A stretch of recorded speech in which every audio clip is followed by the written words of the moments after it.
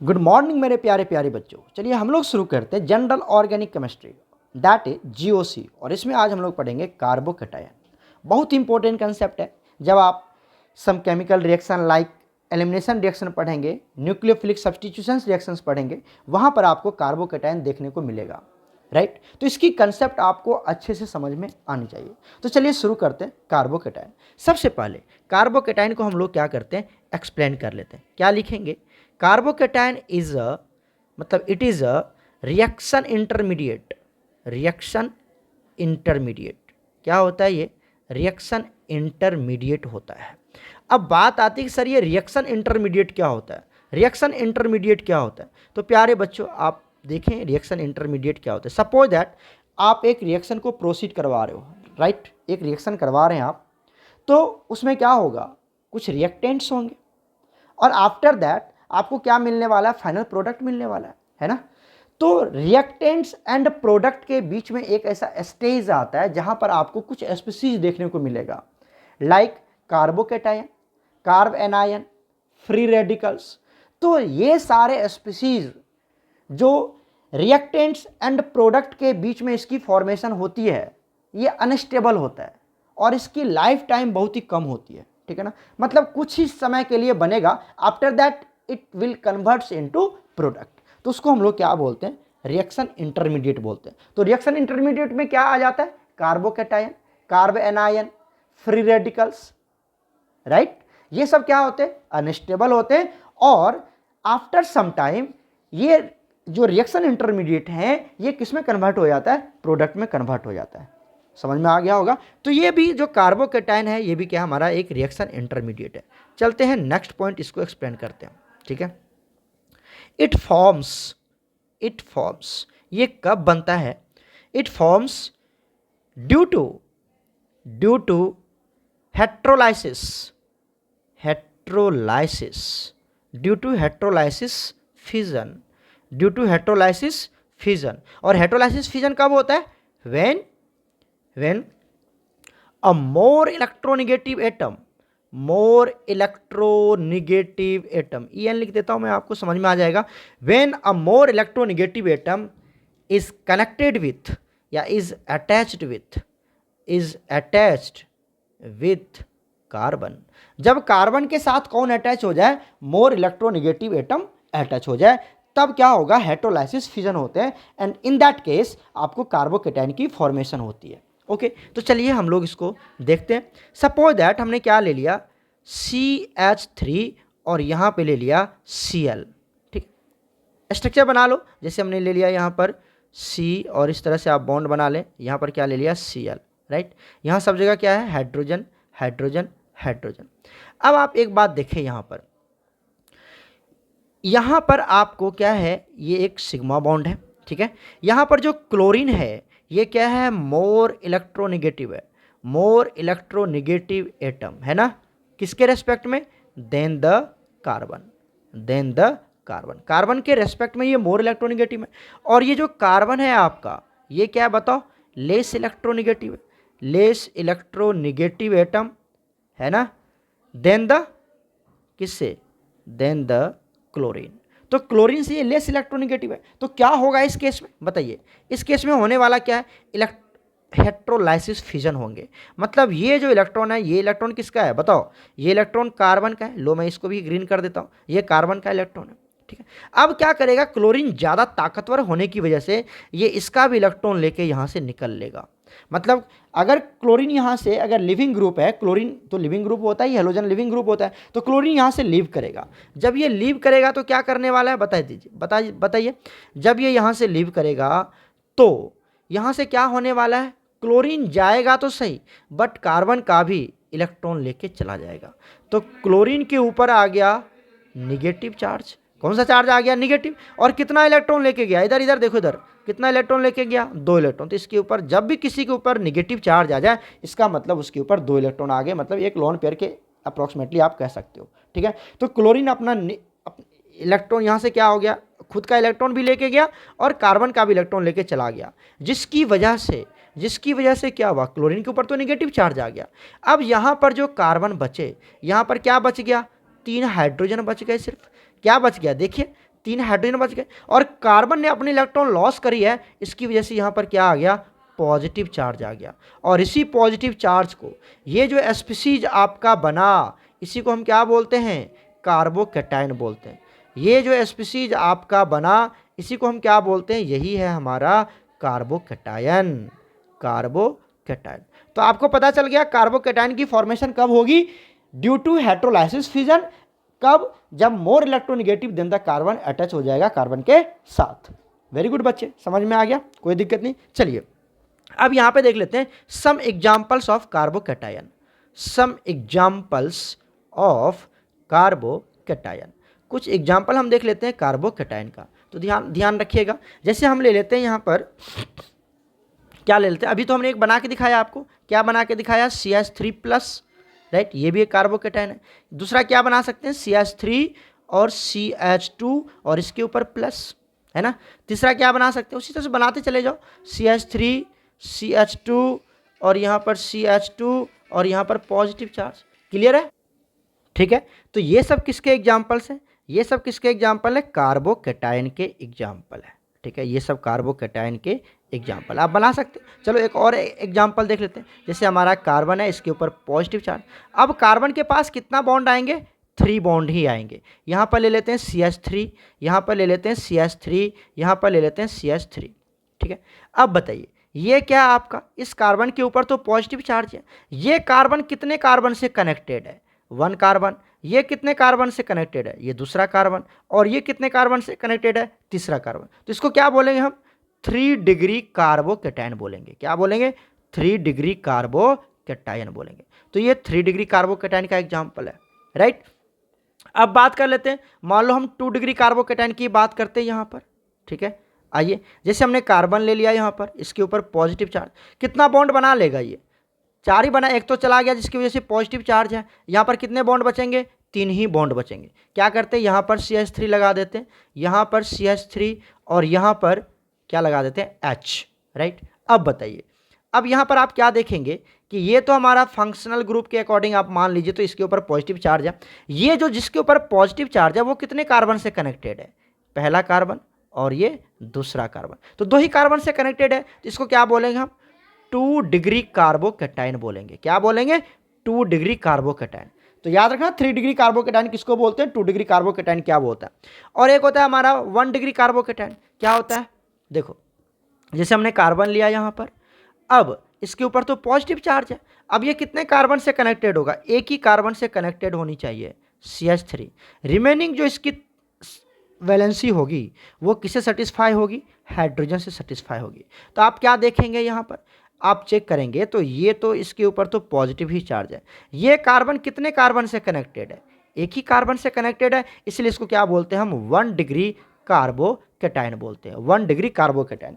तो आपको 1 degree, 2 degree, 3 degree carbocation क्या होता है ये आपको समझ में आना चाहिए, ठीक है। यहाँ तक तो कोई दिक्कत नहीं। These are also the examples of carbocation. तो उसी के हाथ में हमने आपको ये भी समझा दिया। अच्छा बता दो, इसको भी क्या बोलते हैं, इसको भी हम लोग 1 डिग्री कार्बोकैटायन ही बोलते हैं। क्या बोलते हैं, 1 डिग्री कार्बोकैटायन, 1 डिग्री कार्बोकैटायन। या तो आप क्या बोल सकते हैं इसको, ये मिथाइल है ना, तो क्या बोल सकते हैं इसको, मिथाइल कार्बोकैटायन। क्या बोल सकते हैं, मिथाइल कार्बोकैटायन भी बोल सकते हैं इसको। क्लियर है। अच्छा इसको क्या बोलेंगे, अब देखिए ये तो है ही, है ना यहाँ पर।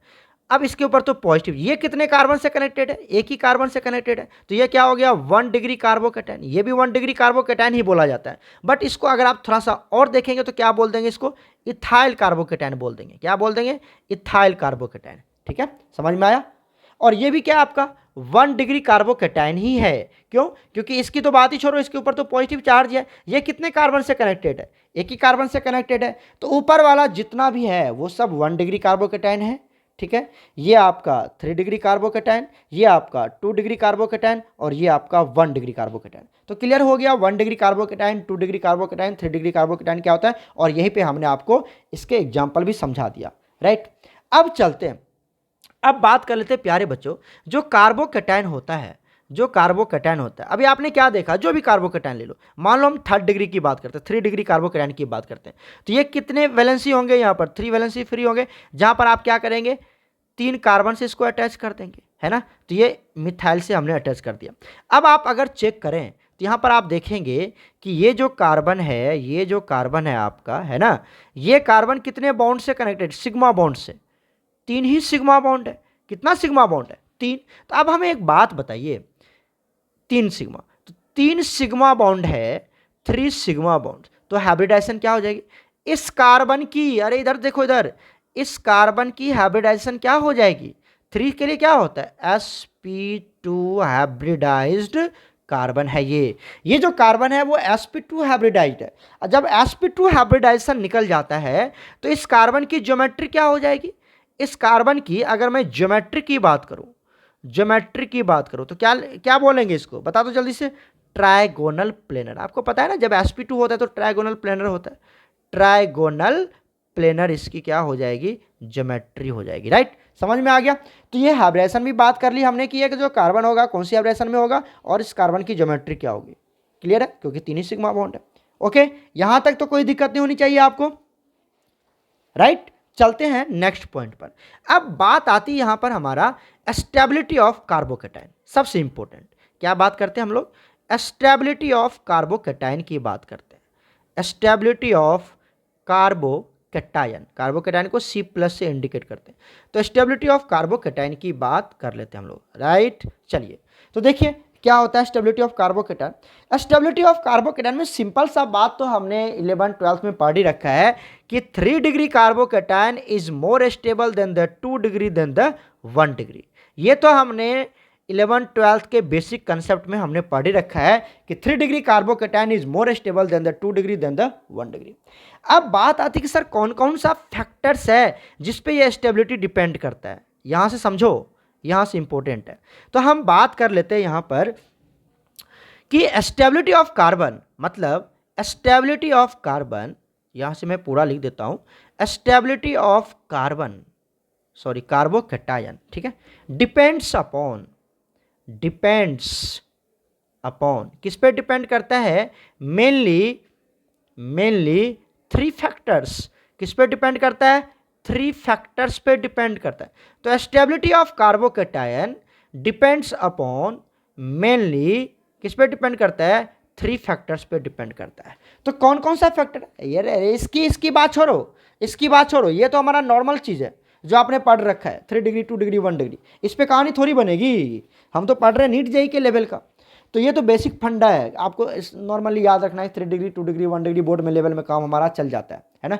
जब हम नीट और जेईई की बात करते हैं तो वहाँ पर बहुत ही अलग टाइप का क्वेश्चन आता है, और उस कंसेप्ट को, उस क्वेश्चन को करने के लिए हमें इसकी जानकारी होनी चाहिए जो मैं अभी आपको पढ़ाने जा रहा हूँ, राइट। तो stability of carbocation depends upon mainly 3 factors. कौन कौन सा फैक्टर्स है, पहला फैक्टर्स होता है रेजोनेंस। क्या होता है बच्चे, रेजोनेंस होता है। रेजोनेंस को ही हम लोग क्या बोल सकते हैं, मेजोमेरिक इफेक्ट बोल सकते हैं। क्या बोल सकते हैं, मेजोमेरिक इफेक्ट, मेजोमेरिक इफेक्ट बोल सकते हैं। अब मेजोमेरिक इफेक्ट रेजोनेंस के केस में ही होता है ना, तो ये बात याद रखिएगा। तो रेजोनेंस अलग है, मेजोमेरिक इफेक्ट अलग है, स्लाइटली डिफरेंस है, ठीक है। बट रेजोनेंस के केस में मेजोमेरिक इफेक्ट की बात हम लोग करते हैं। दूसरा आता है हमारे पास hyper conjugation, hyper conjugation, hyper conjugation. कल हमने इसकी क्वेश्चन भी करी थी, आपका जब नीट का प्रैक्टिस चल रहा था वहाँ पर हाइपर कॉन्जुगेशन के केस में भी हमने ये बात आपको बताई कि 3 डिग्री 2 डिग्री 1 डिग्री क्यों ज़्यादा स्टेबल होता है, और वहाँ पर हमने आपको हाइपर कॉन्जुगेशन का कंसेप्ट समझाया था। और हाइपर कॉन्जुगेशन मतलब इसी को क्या बोलते हैं हम, नो बॉन्ड रेजोनेटिंग स्ट्रक्चर्स। क्या बोलते हैं, नो बॉन्ड रेजोनेटिंग स्ट्रक्चर्स, तो इसी को बोलते हैं हाइपर कॉन्जुगेशन को ही क्या बोलते हैं, नो बॉन्ड रेजोनेटिंग स्ट्रक्चर्स, ठीक है। और तीसरा फैक्टर्स होता है वो होता है इंडक्टिव इफेक्ट। क्या होता है, इंडक्टिव इफेक्ट होता है, इंडक्टिव इफेक्ट, ठीक है। समझ में आ गया। तो 3 फैक्टर्स हैं जिस पर आप स्टेबिलिटी ऑफ कार्बोकेटाइन डिटरमाइन करेंगे। स्टेबिलिटी ऑफ कार्बोकेटाइन क्या करेंगे, यहां पर आप डिटरमाइन करेंगे। क्या क्या है, पहला फैक्टर्स रेजोनेंस या फिर मेजोमेरिक इफेक्ट। दूसरा क्या होता है, हाइपर कॉन्जुगेशन, जिसको हम लोग क्या बोलते हैं, नो बॉन्ड रेजोनेटिंग स्ट्रक्चर्स बोलते हैं। क्या बोलते हैं, नो बॉन्ड रेजोनेटिंग स्ट्रक्चर्स, तो हाइपर कॉन्जुगेशन हो गया, जिसको कि नो बॉन्ड रेजोनेटिंग स्ट्रक्चर्स बोलते हैं। और तीसरा क्या हो गया हमारे पास, इंडक्टिव इफेक्ट हो गया। क्लियर है, बोलो जल्दी से। तो ये 3 फैक्टर्स हैं जिस पर आप कोई भी कार्बोकेटाइन की स्टेबिलिटी फाइंड आउट करोगे, और इसके बेसिस पर क्वेश्चन तो आता ही आता है, 110% है। चलो अब यहाँ पे बात कर लेते हैं प्रायोरिटी ऑर्डर की। Priority order, priority order, priority order क्या बोलता है कि सपोज दैट कोई आपको क्वेश्चन दे दिया गया, वहां पर हाइपर कंजुगेशन भी हो रहा है, इंडक्टिव फैक्ट भी हो रहा है, तो आप किसको ज्यादा प्रीफर करोगे? किसको ज्यादा प्रीफर करोगे? एक क्वेश्चन है जहां पर दो दो फंडा लग रहा है, हाइपर कंजुगेशन भी लग रहा है, इंडक्टिव फैक्ट भी लग रहा है, तो आप किसको ज्यादा प्रीफर करोगे? तो वहां पर हम ज्यादा प्रीफर करेंगे हाइपर कंजुगेशन की। तो वो उसको बोलते हैं हम लोग प्रायोरिटी ऑर्डर। तो प्रायोरिटी ऑर्डर में सबसे पहला प्यारे बच्चों हम किसको देते हैं? रेजोनेंस को। किसको प्रायोरिटी देंगे जल्दी बताइए? रेजोनेंस। किसको प्रायोरिटी देंगे हम लोग? रेजोनेंस को प्रायोरिटी। और रेजोनेंस को ही क्या बोलते हैं हम लोग बताइए? एम इफेक्ट बोलते हैं, मतलब मेजोमेरिक इफेक्ट बोलते हैं, एम इफेक्ट बोलते हैं ना। सबसे ज्यादा इसकी प्रायोरिटी होगी, उसके बाद क्या होगा? Hyper conjugation. उसके बाद क्या होगा बच्चे? Hyper conjugation. देन आएगा आई इफेक्ट, देन होगा हमारे पास आई इफेक्ट। तो सबसे ज्यादा प्रायोरिटी आपको देना है रेजोनेंस को, मतलब मेजोमेरिक इफेक्ट को, after that hyperconjugation, and then after I effect, मतलब इंडक्टिव इफेक्ट को प्रायोरिटी देंगे। सबसे समझ में आ गई बात? चलिए एक क्वेश्चन के थ्रू हम इसको समझते हैं। सपोज दैट एक क्वेश्चन यहां पर दे दिया, ये तो प्रायोरिटी ऑर्डर था, एकदम याद रखना, बहुत बहुत इंपॉर्टेंट है, ठीक है। अब चलते हैं यहां पर एक क्वेश्चन सॉल्व करते हैं हम लोग। क्वेश्चन देखिए क्या है कि मान लीजिए अभी हमने बात करी थी, क्या कहा था, अगर आपसे पूछ दिया why 3 degree carbocation is more stable, है ना, इज मोर स्टेबल, कैसे देगा? स्टेबिलिटी ऑफ कार्बोकैटायन, ऐसे लिख दूं क्या? एक सेकेंड, स्टेबिलिटी ऑफ, ऐसे मैं दे देता हूं आपको, स्टेबिलिटी ऑफ कार्बोकैटायन। कौन सा carbocation? 3 degree is more than 2 degree than 1 degree. Why? ऐसा क्यों होता है कि 3 डिग्री का ज्यादा है? ये कल भी करवाया था नीट के क्वेश्चंस में हमने।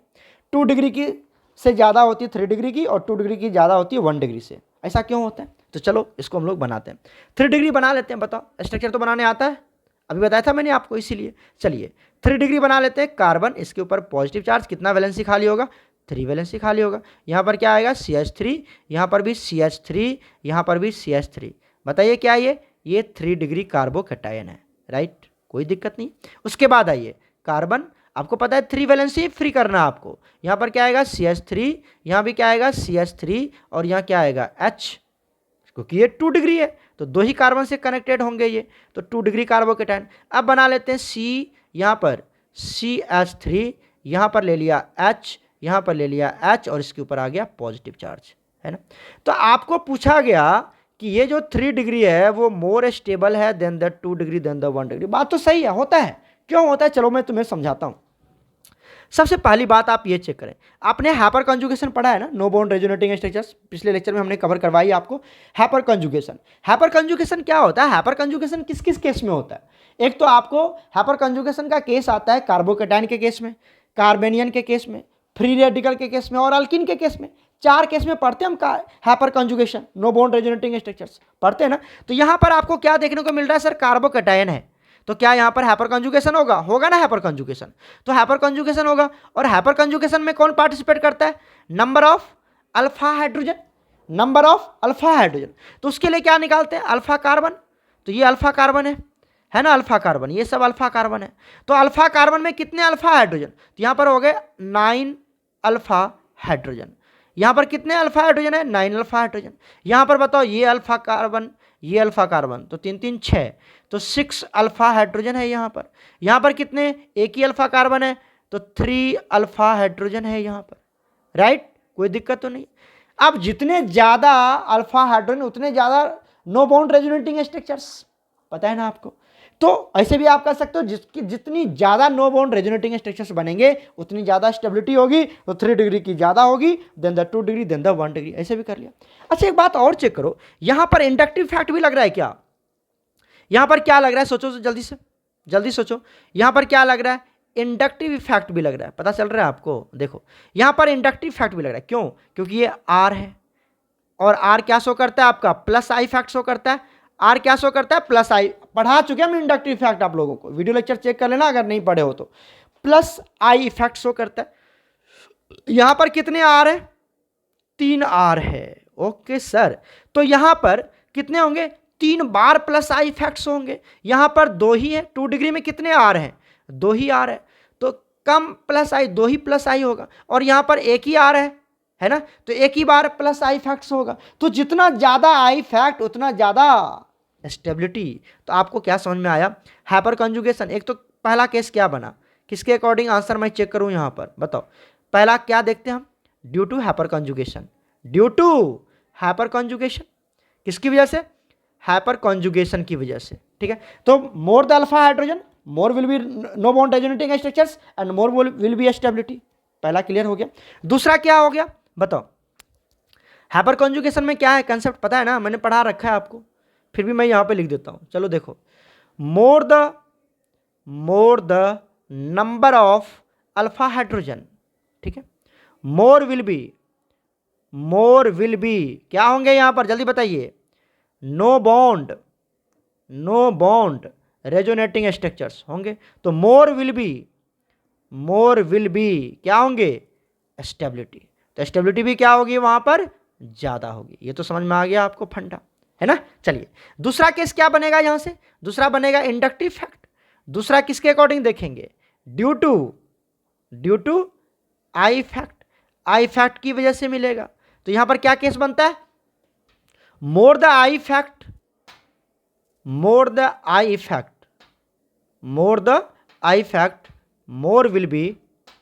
मोर विल बी स्टेबिलिटी।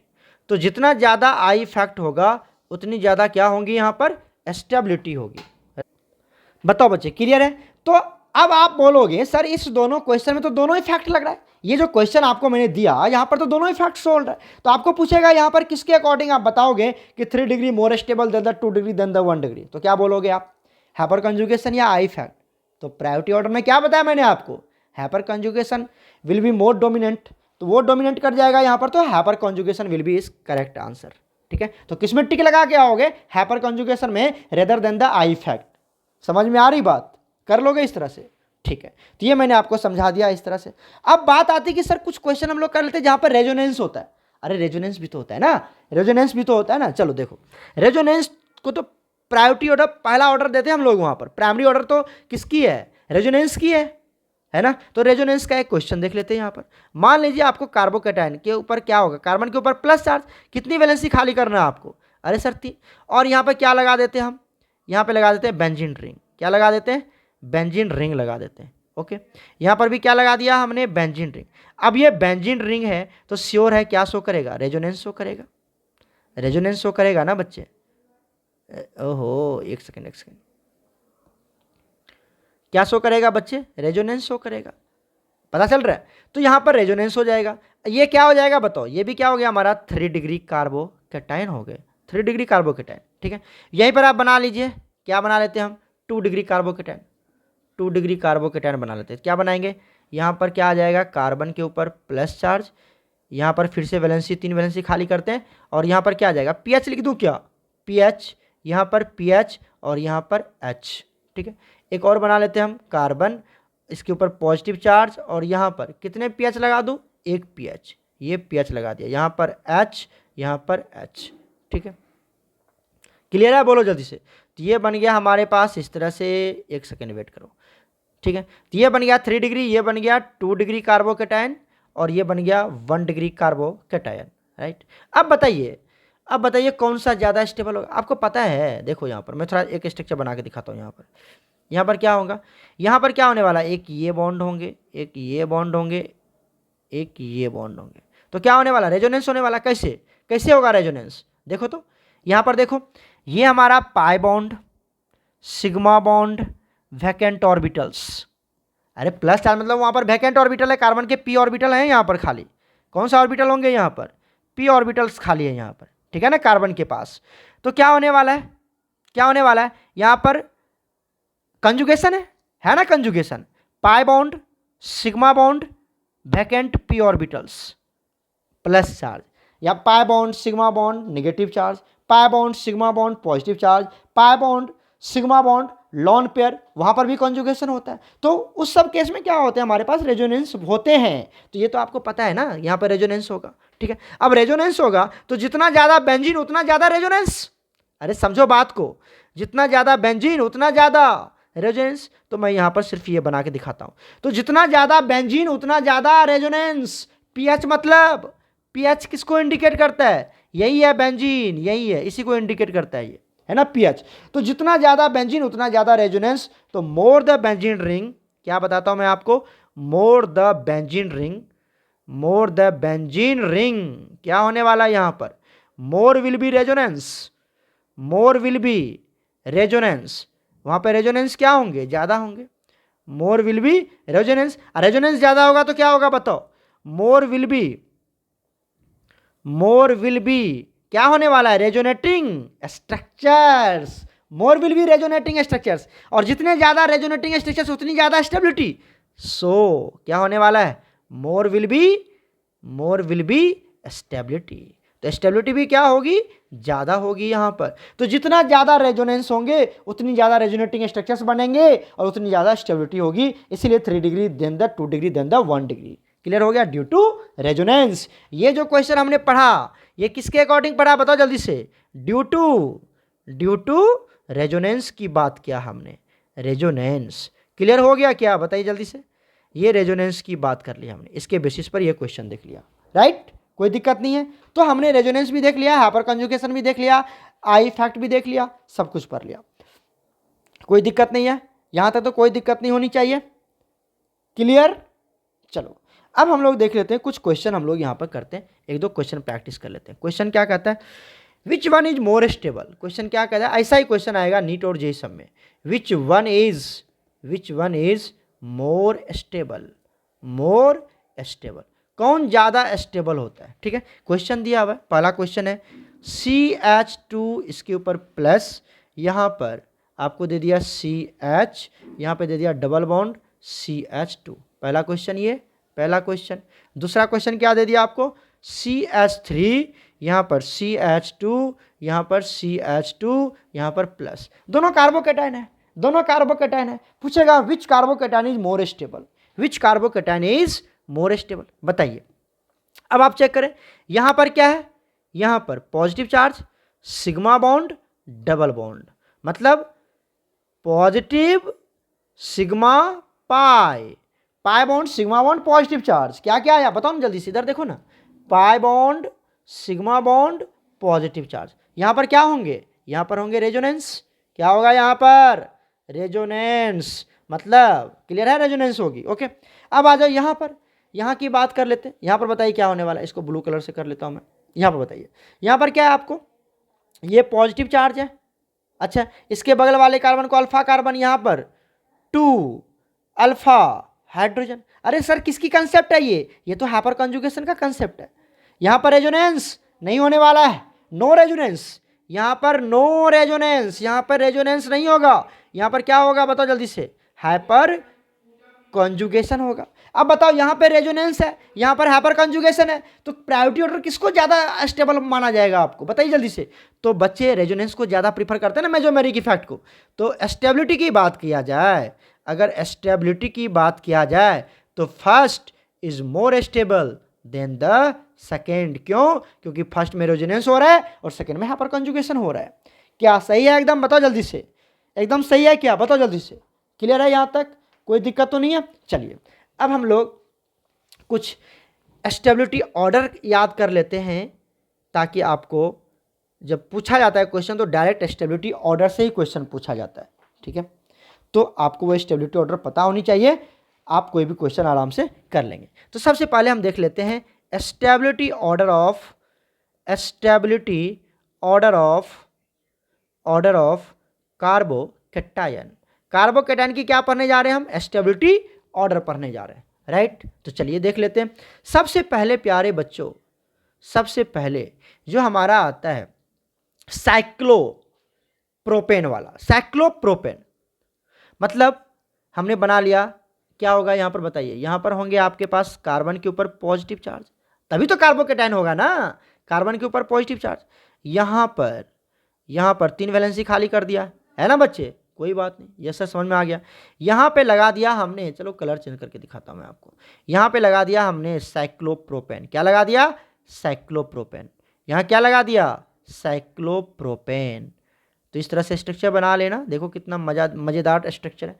तो साइक्लोप्रोपेन मतलब ट्राई साइक्लोप्रोपेन कार्बोकेटाइन, क्या बोलेंगे इसको, try cyclopropane, methane ethane propane 3 carbon का चेन है, तो ट्राई क्या बोलेंगे, ट्राई साइक्लोप्रोपेन कार्बोकेटाइन की स्टेबिलिटी क्या होती है, सबसे ज्यादा होती है, सबसे ज्यादा होती है। उसके बाद क्या होने वाला है, उसके बाद क्या होने वाला है, फिर से 3 वैलेंसी खाली करते हैं यहां पर, है ना। अब इसके साथ क्या करते हैं बताइए जल्दी से, यहां पर फिर से ये एक हमने क्या लगा दिया, एक साइक्लोप्रोपेन, ये दूसरा साइक्लोप्रोपेन, और यहां पर क्या लगा दिया, H लगा दिया।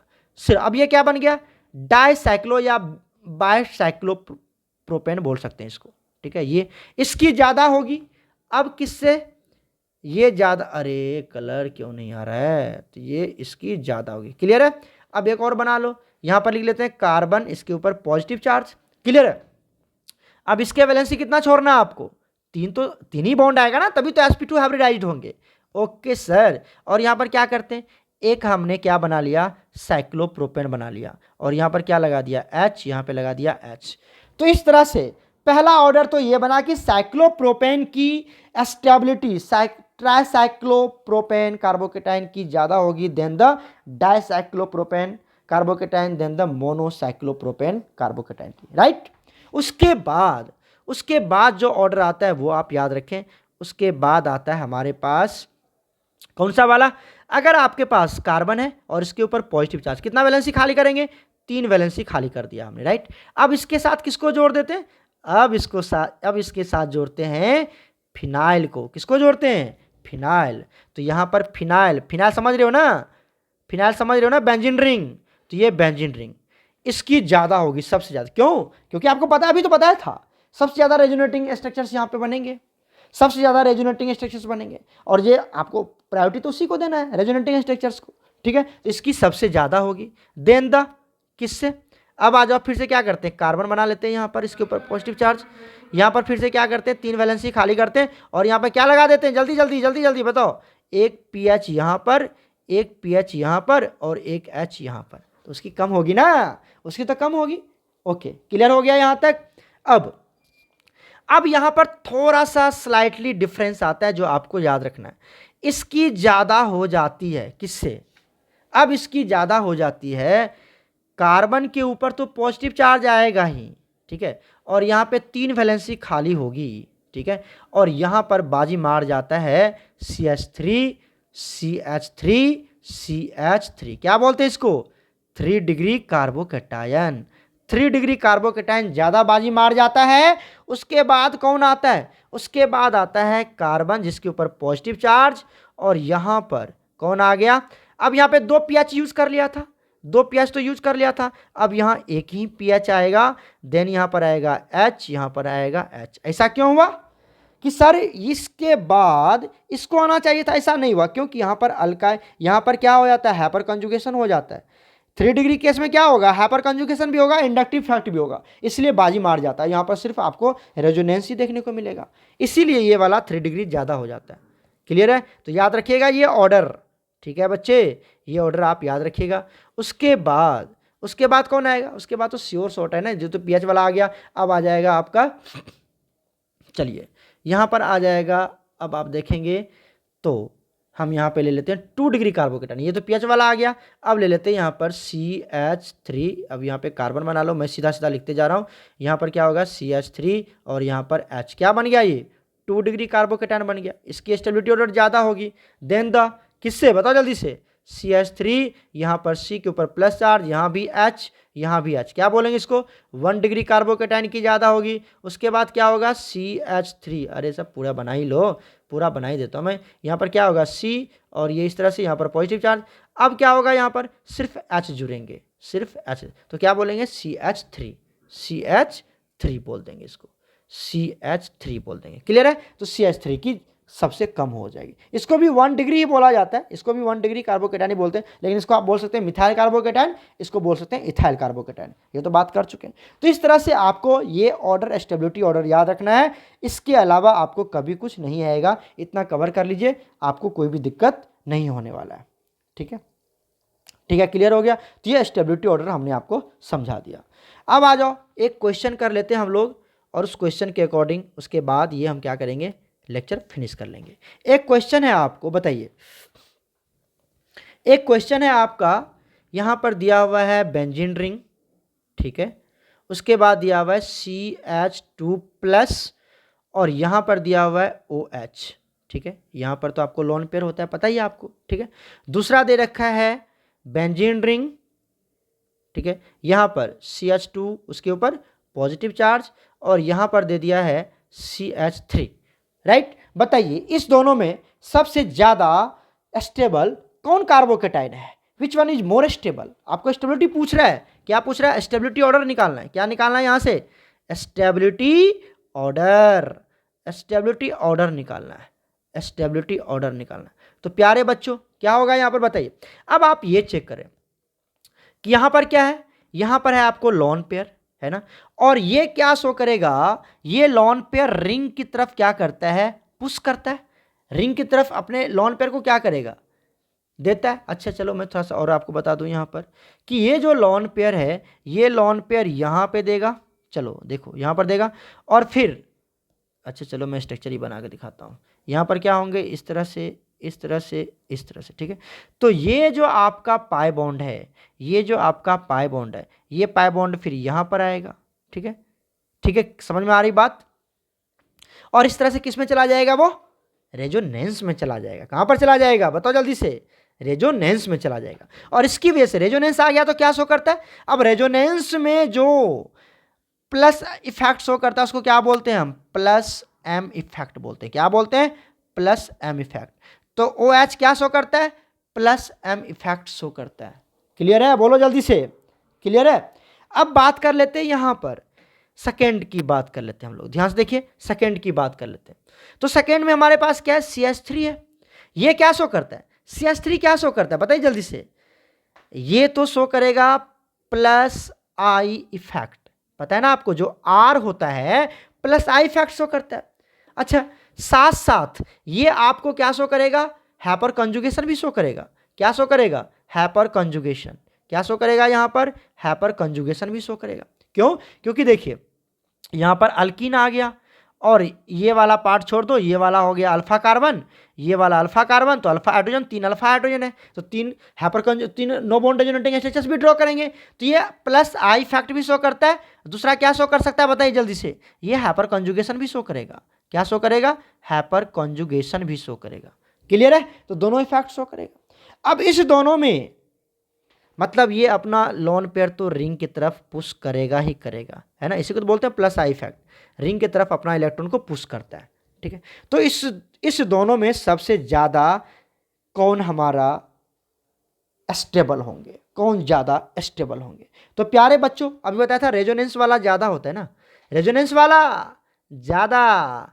तो प्यारे बच्चों अगर ये पहला है और ये सेकेंड है, तो स्टेबिलिटी ऑर्डर क्या बनेगा, first is greater more stable than the second, first is more stable than the second. कर लोगे या कोई दिक्कत है, पता चल गया। ये प्लस है मतलब रेजोनेंस, और ये सिर्फ हाइपर कंजुगेशन। आई इफेक्ट तो बहुत, आई इफेक्ट आपको पता है ना डिस्टेंस पे भी डिपेंडेंट होता है, डिस्टेंस डिपेंडेंट होता है। तो देखो यहाँ पर पॉजिटिव चार्ज यहाँ पर है ना, और यहाँ पर ये जो CH3 है, ये जो CH3 है वो यहाँ पर है, तो प्लस आई इफेक्ट, डिस्टेंस बहुत ज़्यादा हो गया तो आई इफेक्ट तो बहुत कम ही लग रहा है, बहुत कम लग रहा है, तो हाइपर कंजुगेशन डोमिनेट कर जाएगा यहाँ पर, सीधी सी बात है। और इस दोनों में हाइपर कंजुगेशन में और प्लस एम में सबसे ज़्यादा इफेक्टिव कौन होता है, प्लस एम। तो प्लस एम वाला मतलब first is more stable than the second. तो इस तरह से आप कर सकते हैं, जबकि दोनों अपना इलेक्ट्रॉन को रिंग की तरफ क्या कर रहा था, पुश कर रहा था। तो कौन ज़्यादा स्टेबल होगा आप आराम से फाइंड आउट कर सकते हैं, ठीक है। तो इस तरह से 2-4 क्वेश्चन प्रैक्टिस करें प्यारे बच्चों, आपको अच्छे से समझ में आ जाएगा। ओके, तो आज का लेक्चर हम लोग यहीं पे ड्रॉप करते हैं, फिर हम लोग नेक्स्ट लेक्चर नेक्स्ट क्लासेस में कवर करेंगे। ओके प्यारे बच्चों, गॉड ब्लेस यू ऑल।